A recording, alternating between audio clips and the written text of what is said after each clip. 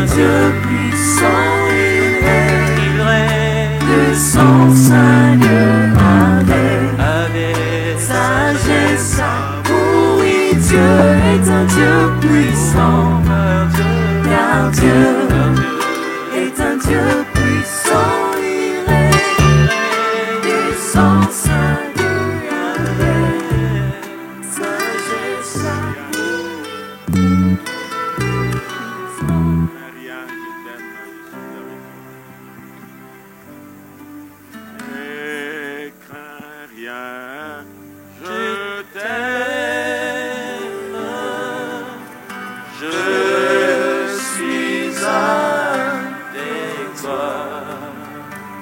Suprême. Promesse suprême, il soutient ma foi. La sombre vallée, la sombre vallée n'a plus de terreur à me consoler. À me consoler, je marche avec mon Sauveur. Ne crains rien, ne crains rien, je t'aime, je suis avec toi, je suis avec toi. Promesse suprême, promesse suprême, il soutient ma foi, il soutient ma foi. Oh, la sombre vallée, La sombre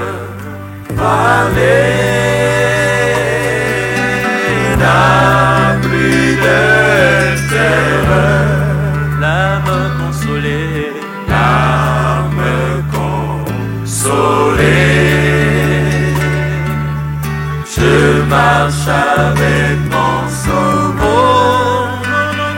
Jamais, Non, jamais tout seul. Non, jamais tout seul. Jésus mon sauveur, Jésus mon Sauveur me garde. Jamais ne me laisse seul. oh non jamais, Non, jamais tout seul. Non, jamais tout seul. Jésus mon sauveur, Jésus mon Sauveur me garde. Je ne suis jamais tout seul. Je ne suis jamais tout seul. oh non non jamais, Non, jamais tout seul. Non, jamais tout seul. Jésus mon Sauveur me garde. Jamais ne me laisse seul. oh non jamais, Non, jamais tout seul. Non, jamais tout seul. Jésus mon Sauveur me garde. je ne suis jamais tout seul, Je ne suis jamais tout seul. L'aube matinale, Mérico beau jour. Jésus ma lumière. Jésus ma lumière, Éclaire toujours. m'éclaire toujours. Même dans le voyage. Quand je perds de vue, l'astre radieux À travers la nuit. à travers la nuit. Jésus me montre les cieux. L'aube matinée. L'aube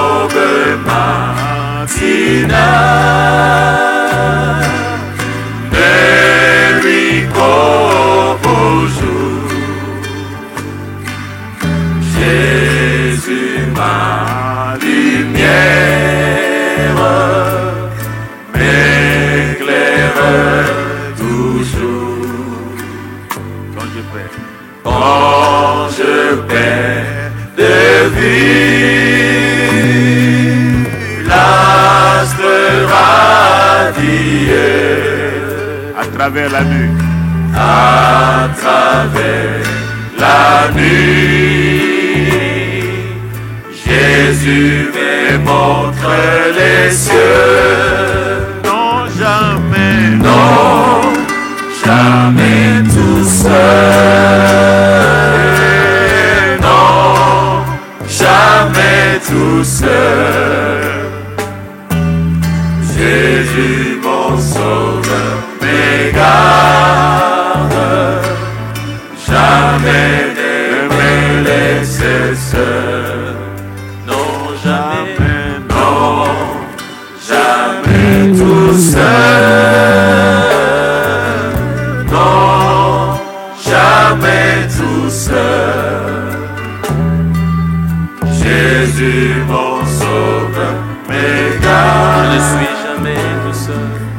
Je ne suis jamais tout seul. Alléluia. Nous voulons dire merci au Seigneur. Jamais Jésus ne nous laissera seuls. Il a promis qu'il est avec nous tous les jours jusqu'à la fin de l'éternité. Nous te disons merci Seigneur pour cette parole que nous venons d'écouter concernant l'importance. Toi, tu es le Dieu de relationnel. Un Dieu qui aime la relation avec toi verticalement et horizontalement avec les autres, avec la famille. Et surtout la famille, Seigneur, que tu nous as donnée. Comme tu nous dis, crois au Seigneur Jésus, tu seras sauvé, toi et ta famille. C'est pourquoi, Seigneur, même l'arche de l'Alliance que tu avais construite était équipée en cellules pour sauvegarder, pour préserver les espèces et surtout ta création.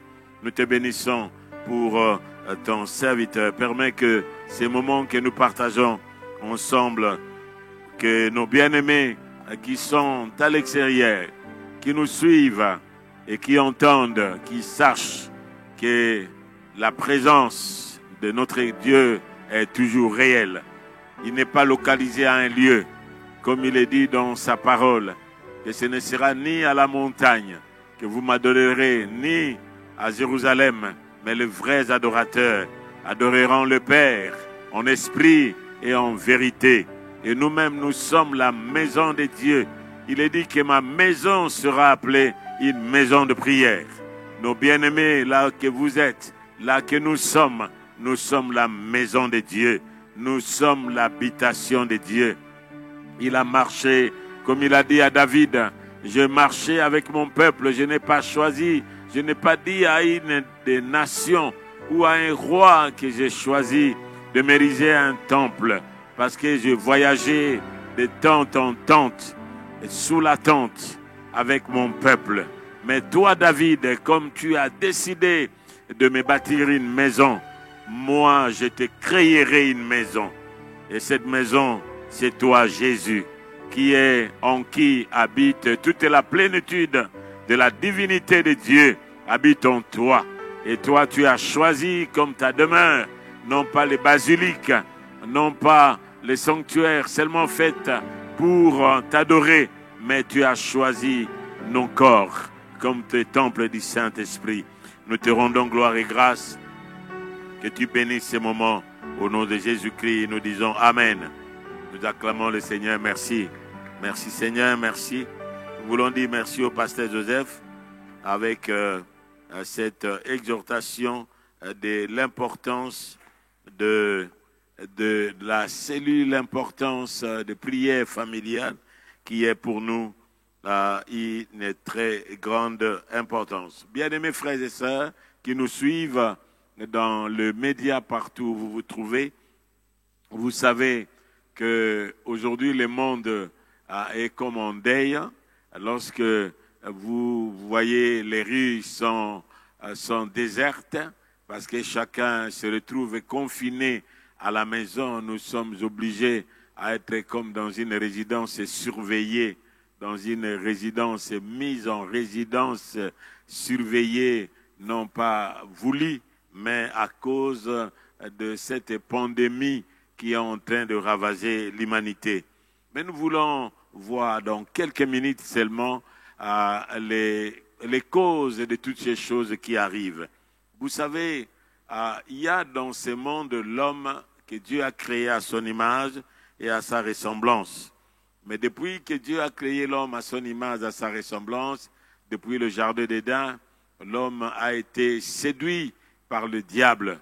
Et Dieu qui avait dit que l'homme est à son image, le diable a séduit l'homme et dans le jardin d'Éden, il a dit, le fruit que vous allez manger, Dieu vous a interdit ce fruit pour que vous ne deveniez pas comme lui. Or, ils étaient déjà à l'image de Dieu. Et depuis lors, l'homme cherche toujours à sonder ce qui est invisible. Nous avons l'humanisme, ce qu'il y est, l'homme qui est devenu Dieu, l'homme qui veut l'autonomie vis-à-vis de Dieu, il cherche l'indépendance et l'homme cherche à renverser les lois de Dieu qu'il a érigées lui-même, comme il a dit, comme le soleil, la lune, le pluie, la chaleur, que des lois qui sont invariables, l'homme, dans sa folie, a commencé à changer les lois de Dieu et les conséquences que nous sommes en train de voir qui sont néfastes. Mais nous voyons dans la parole de Dieu, dans le livre de Jérémie d'abord, dans l'Ancien Testament, et nous allons toucher ce que le Seigneur avait prévu comme prophétie. Écoutez ce que la Bible nous dit dans le livre de Jérémie au chapitre 34, le verset 17. Il est dit ceci. C'est pourquoi ainsi parle l'Éternel. Vous ne m'avez point obéi. Voilà ce que Dieu dit. Vous ne m'avez point obéi. En publiant la liberté, chacun pour son frère. C'est-à-dire l'homme voulait la liberté. Chacun pour son prochain. Voici, je publie contre vous. Voilà ce que Dieu dit. Il publie contre vous parce que vous avez voulu la liberté. Vous avez voulu l'indépendance. Vous avez voulu l'autonomie. Vous avez voulu non pas être soumis à moi. Mais voilà ce que moi je dis, je publie contre vous, dit l'Éternel, la liberté de l'épée. Dieu dit, la liberté sera la liberté de l'épée, de la peste, de la famine. Et je vous rendrai un objet de froid pour tout le royaume de la terre. Voilà la parole de Dieu, frères et sœurs. Vous savez que ce que la Bible déclare est réel, la Bible est d'actualité. Comme l'homme n'a pas voulu obéir à Dieu, comme l'homme se fait Dieu lui-même, écoutez ce que Dieu dit à cet homme-là. Parce que vous avez voulu la liberté. Et dans certaines nations, on nous parle de freedom. L'homme est libre. Voilà, nous sommes libres. Je peux faire ce que je veux. Je peux disposer de mon corps. Je peux disposer de mes biens. Je peux disposer de tout ce que j'ai comme je veux. Voilà ce que l'homme est. L'homme, même dans la famille, même dans le monde, nous voyons, la Bible nous dit aussi dans Romains chapitre 8, chapitre 1er, à partir du verset 18. Si on peut nous balancer cela, Romains chapitre 8, il dit, ayant connu Dieu, mais ils ne l'ont point servi comme Dieu. Romains, chapitre 8, à partir du verset, chapitre 1er, verset 18. Il est dit, le verset, chapitre 1er, verset 18, Romains. Il est dit, la colère de Dieu se révèle du ciel contre toute impiété et toute injustice des hommes qui retiennent injustement la vérité captive. Car ce qu'on peut connaître de Dieu est manifeste pour eux, Dieu les ayant fait connaître. En effet, les perfections invisibles de Dieu, sa puissance éternelle et sa divinité se voient comme à l'œil nu depuis la création du monde quand on les considère dans ses ouvrages. Ils sont donc inexcusables. Puisqu'ayant connu Dieu, ils ne l'ont point glorifié comme Dieu. Ils ne lui ont point rendu grâce. Mais ils se sont égarés dans leurs pensées et leur cœur sans intelligence a été plongé dans les ténèbres. Se vantant d'être sages, ils sont devenus fous. Voilà, l'homme qui se vante d'être sage, il est devenu fou. Ils ont changé la gloire du Dieu incorruptible en image représentant l'homme corruptible, des oiseaux, des quadrupèdes, des reptiles.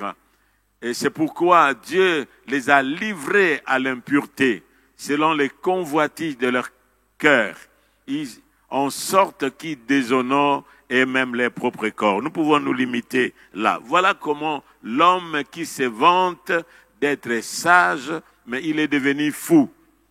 Tout ce que nous voyons aujourd'hui et ce que le monde est paralysé aujourd'hui, c'est à cause de cette sagesse de l'homme qui est devenu fou. C'est vantant d'être sage, intelligent, mais il est devenu fou à cause de toutes ces manipulations, de tout ce qui cherche à manipuler les molécules, il cherche à manipuler bien des choses scientifiques. Et l'homme qui s'est dit, à cause des exploits scientifiques aujourd'hui, est devenu fou, ils veulent changer des lois que Dieu a érigées.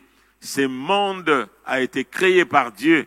Et si nous voulons connaître, frères et sœurs, la notice du monde, si nous voulons connaître la notice comme on place dans tous les médicaments, nous le trouvons dans la constitution de Dieu qui est sa parole.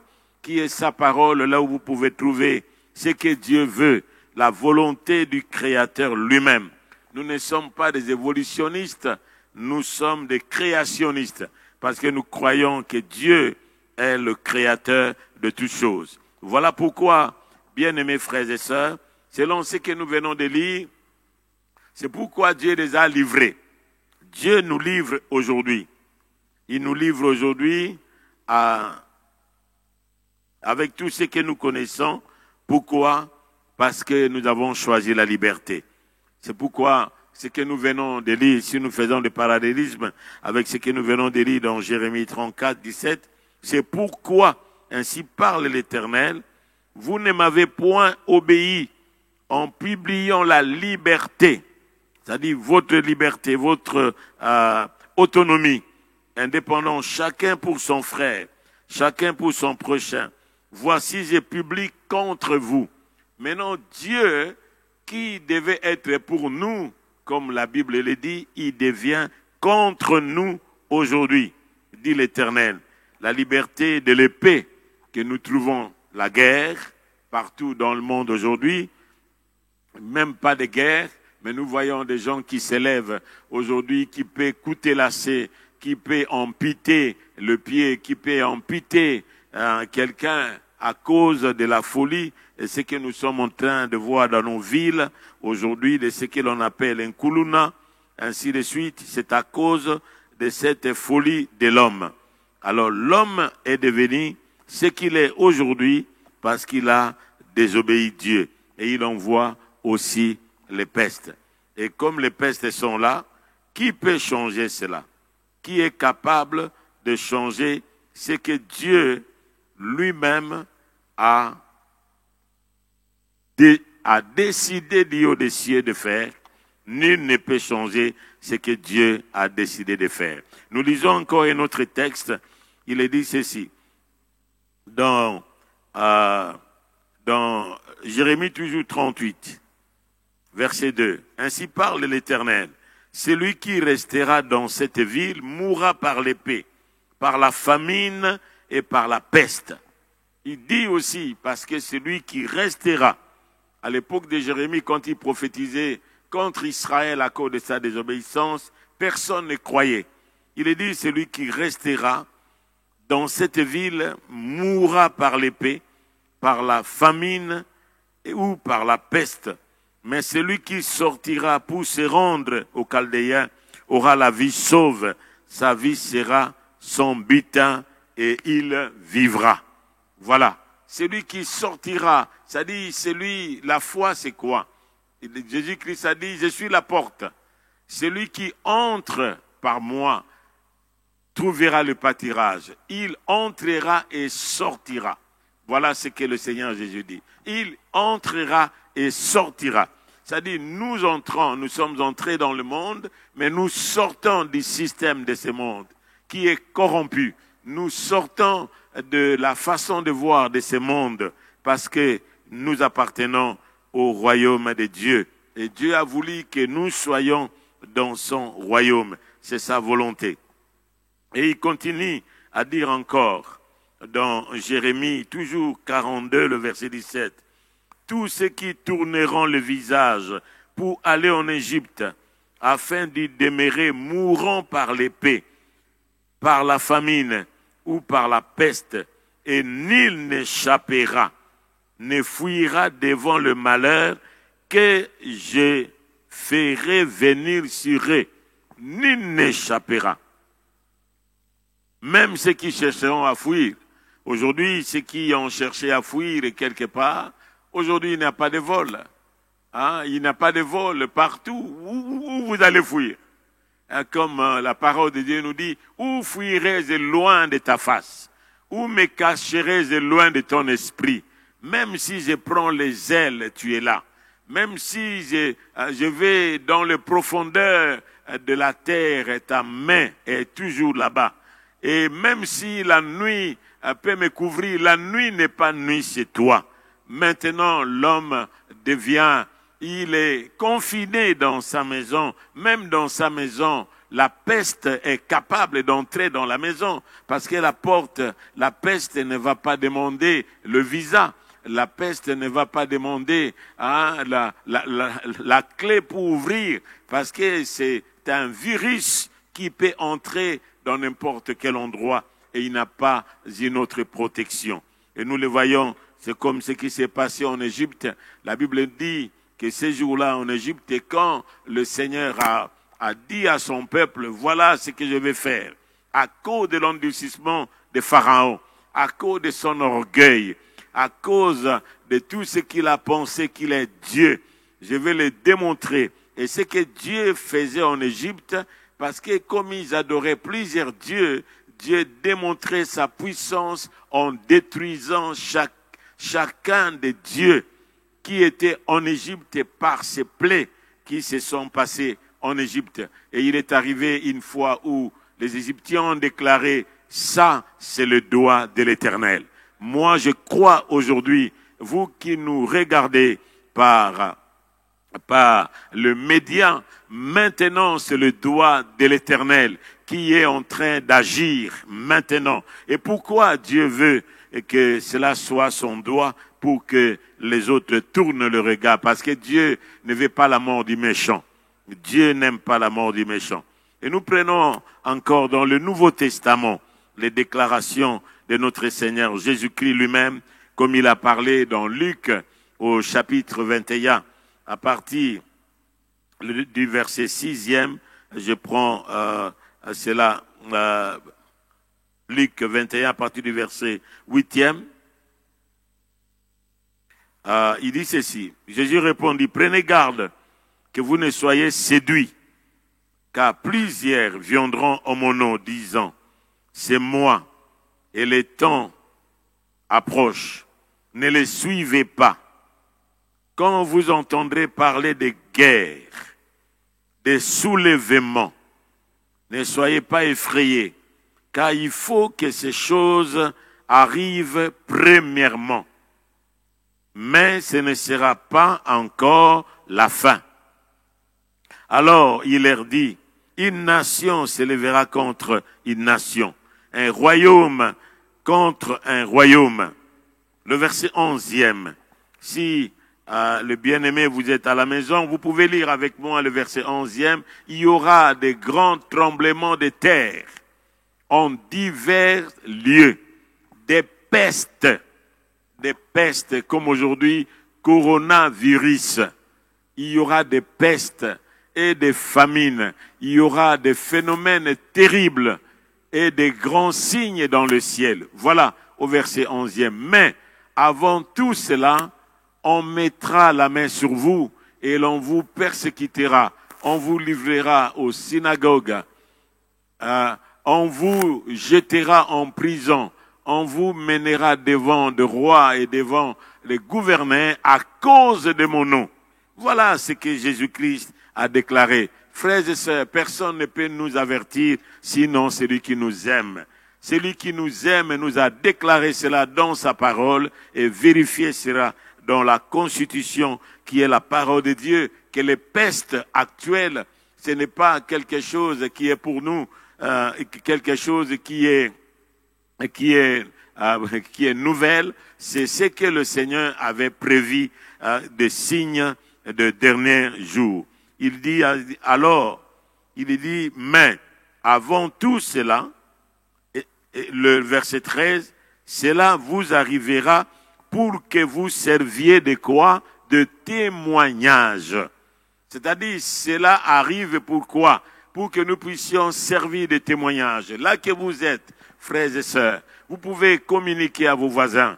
Maintenant, vous alliez chercher à fuir n'importe où. Mais c'est le témoignage que nous avons aujourd'hui, c'est la bonne nouvelle que celui seul qui peut nous garder, qui peut nous protéger, et qui peut nous préserver, c'est le Seigneur Jésus. Mais ne commettez pas une erreur d'aller affronter le coronavirus, d'aller partout pour dire que le Seigneur vous protégera. Là, ça sera le défi. Là, ça sera le défi. Mais nous protéger, c'est être en lui. Nous protéger, c'est avoir aussi à respecter tout ce que les conditions hygiéniques, les conditions que l'on nous a dit qu'il faut nous protéger, il faut être un peu distant et nous allons le démontrer tout à l'heure là, comment nous devons le faire en tant qu'enfants de Dieu. Que le nom du Seigneur soit glorifié. Nous avions seulement ce texte pour que nous puissions parler de ce que le Seigneur veut. Et aussi, lorsque vous lisez dans la parole de Dieu, c'est le problème de la désobéissance à Dieu.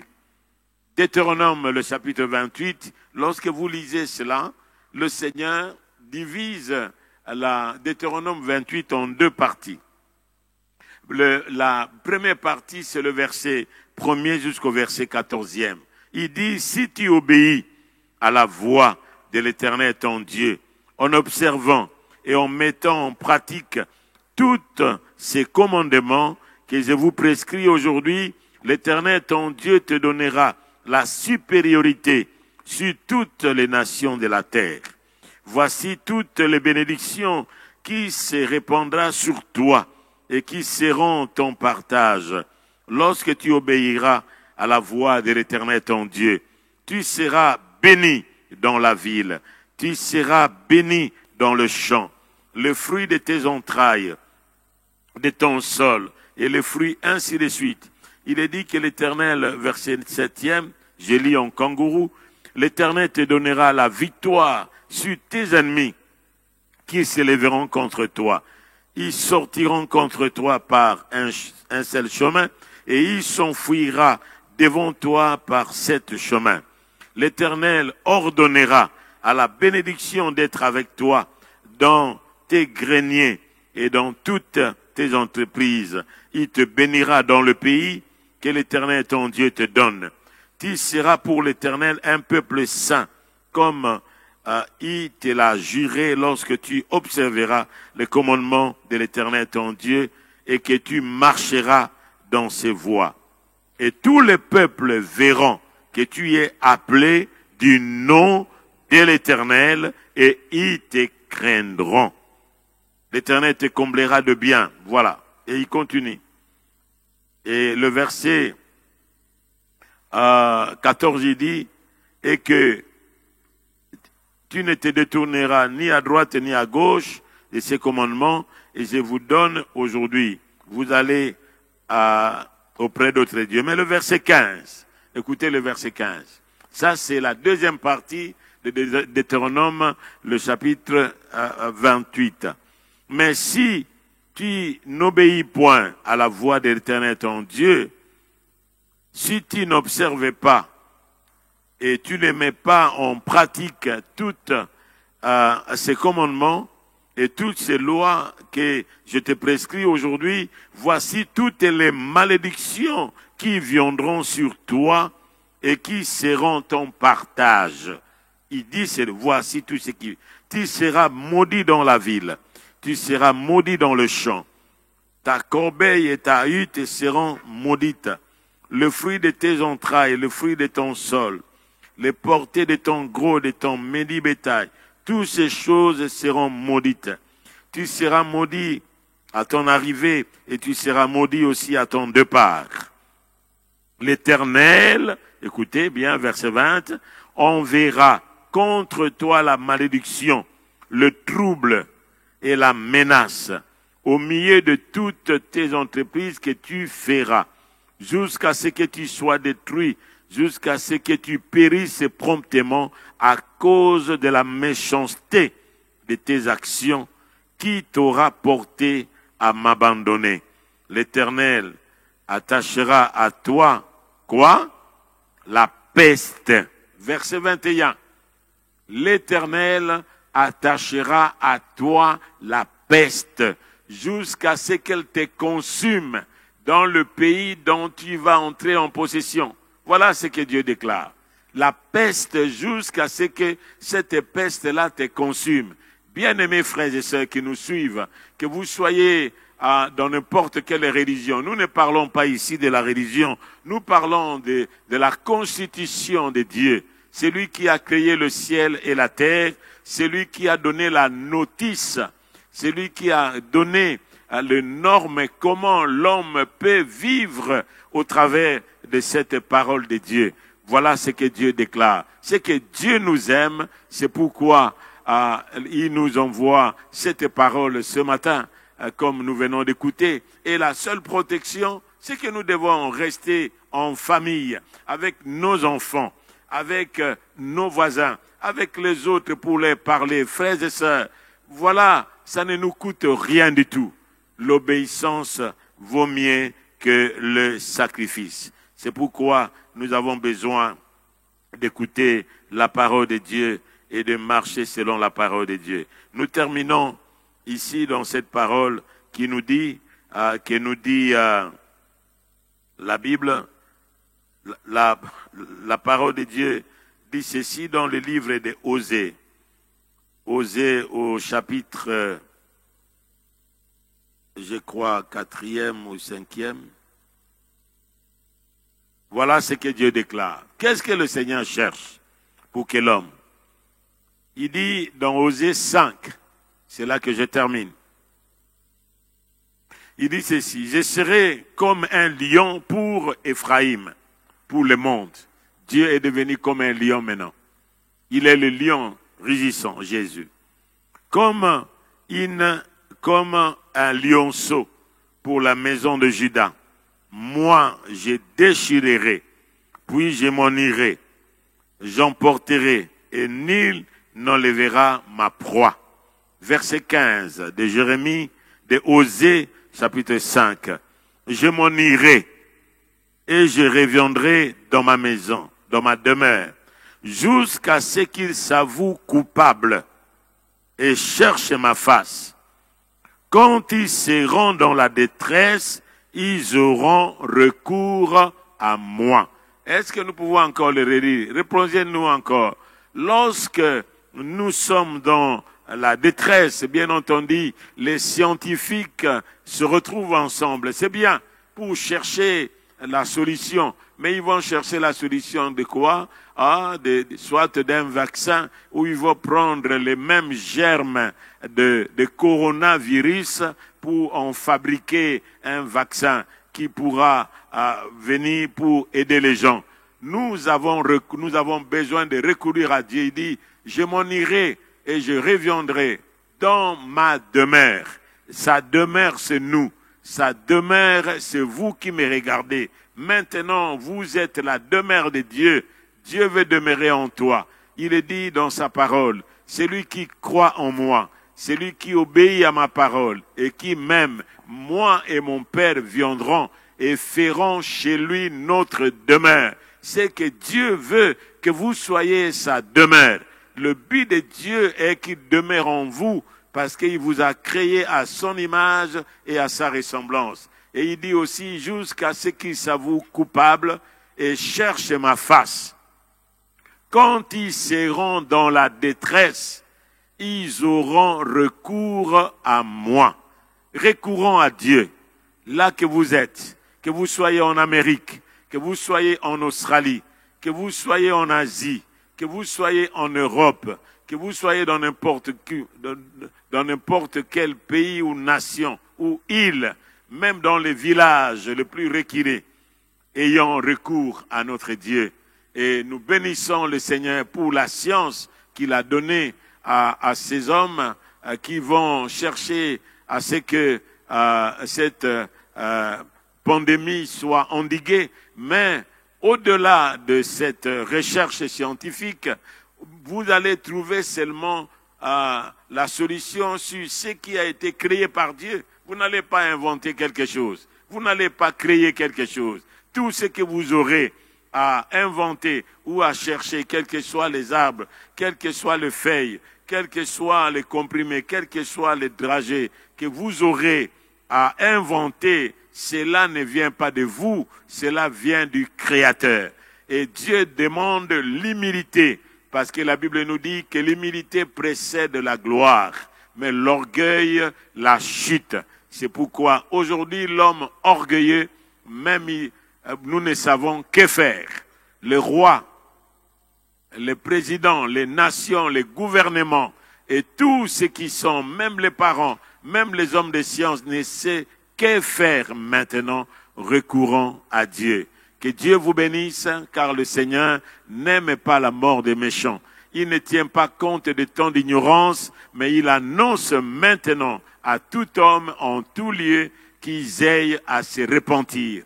Parce qu'il a fixé un jour où il jugera ce monde par un homme dont il a donné une preuve certaine en le ressuscitant d'entre les morts. C'est Jésus-Christ, le seul qui a vaincu la mort par l'immortalité, c'est Jésus. Et c'est Jésus seul qui est mort, qui est ressuscité et qui est vivant au siècle des siècles, et que nous vous invitons et nous vous donnons cette bonne nouvelle de Jésus-Christ qui vous aime, là que vous êtes, il vous aime, venez à lui et vous serez sauvés. Que le Seigneur nous bénisse et que le Seigneur nous accorde sa grâce. Et pendant ce temps, levons-nous et prions le Seigneur. Même vous êtes dans la maison là que vous êtes, si vous êtes même atteint et que vous nous suivez, invitez Jésus. Dites à Jésus, Seigneur, pardonne-moi. J'ai suivi ma propre volonté. J'ai marché selon ma rébellion. J'ai cherché mon autonomie. J'ai cherché l'indépendance. J'ai cherché à vivre loin de toi. Mais aujourd'hui, je suis venu, Seigneur, vers toi pour que tu m'accordes ta grâce, pour que tu me sauves. Il est mort à la croix et il est ressuscité.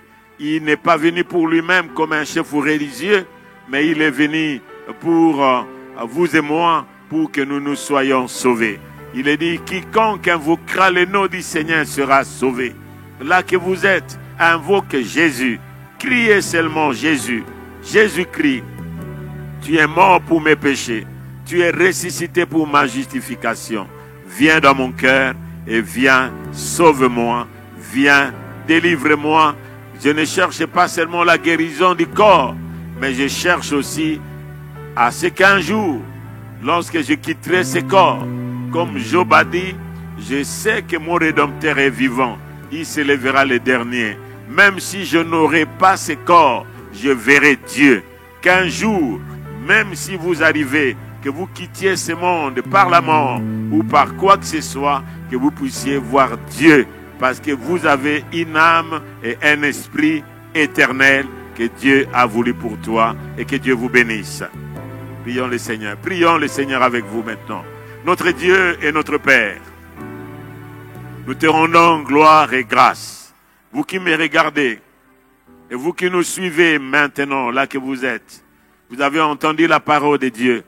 Vous avez vu que ce n'est pas Dieu qui envoie le malheur. Dieu n'est pas l'auteur du mal. Lui nous veut du bien. Et comme il nous veut du bien, il a envoyé son Fils, lui-même Emmanuel, Dieu avec nous. Alors nous voulons prier avec vous, là que vous êtes. Vous pouvez seulement demander au Seigneur de me suivre par cette prière qui est simple. Dis seulement, Seigneur Jésus, j'ai conduit ma vie comme je le voulais. J'ai cherché mon autonomie. J'ai cherché à être indépendant. J'ai cherché la liberté. Et maintenant, ma liberté m'a atteint. Et tu es maintenant devenu contre moi au lieu que tu sois pour moi. Mais maintenant, tu as vu mon malheur. Tu as vu ma détresse. Tu as vu mes souffrances. Et tu as vu combien je suis dans la détresse, dans la misère. Et tu es venu et tu as envoyé ton Fils qui est né d'une femme au travers de son sang innocent. Parce que le sang de Jésus seul est capable de purifier mes péchés, est capable de me sauver. Et tu es capable aussi de me pardonner au travers de son œuvre accomplie à la croix. Comme la parole de Dieu le déclare. Si vous confessez dans votre bouche le Seigneur Jésus, et si tu crois dans ton cœur que Dieu l'a ressuscité des morts, tu es sauvé. Je crois que je suis sauvé. Je crois que mon âme est sauvée. Et je crois que je suis délivré.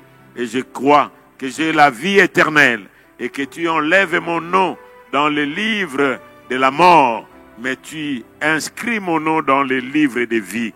Merci de te recevoir. Et Saint-Esprit, viens accomplir l'œuvre de la vie de Christ en moi jusqu'à la fin de mes jours. Au nom de Jésus-Christ, nous disons Amen.